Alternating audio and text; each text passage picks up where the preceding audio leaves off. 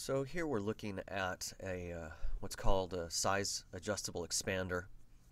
These units are pretty neat. They can basically deploy into any existing ad position and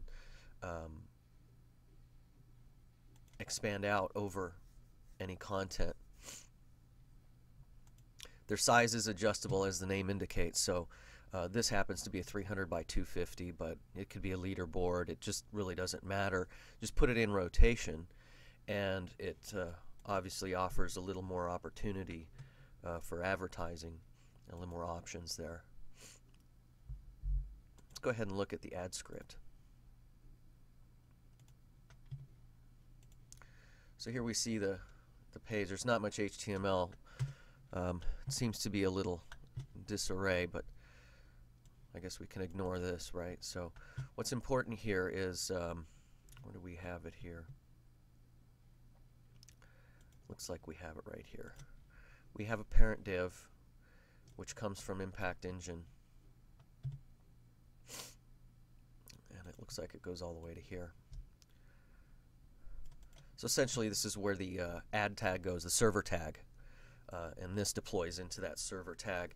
And what's important, obviously, is, it's going into an existing position, so it just needs to be wherever that existing server tag already is. There shouldn't be too much you should have to tweak here.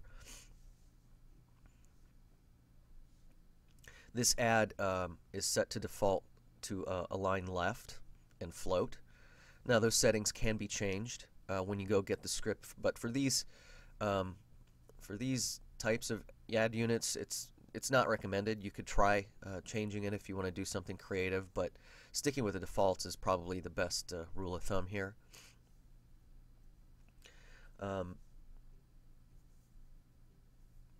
The ad works essentially by manipulating an HTML div.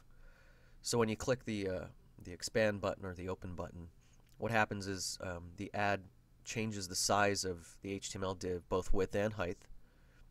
And then the ad expands out. That's a flash movie, obviously.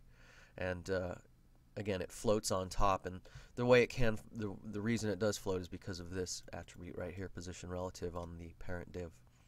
And then, the ad collapses, and then it also collapses the div. So it's pretty straightforward in terms of its functionality and its mechanics. This ad does follow IAB polite standards for loading data and content. And also this unit waits by default for the HTML onload event to fire off before it loads and renders. But again, that's a setting that can be changed in the in the Impact Engine system when you go get the ad script. So it's pretty straightforward. Recommend maybe getting it on a test page first, off-site somewhere, so you can do some fine-tuning and tweaking and just confirm that everything's working the way it's expected to be working. And then once you've got it all set up, it should deploy right into your existing ad position without any hassle at all. Have fun with this one.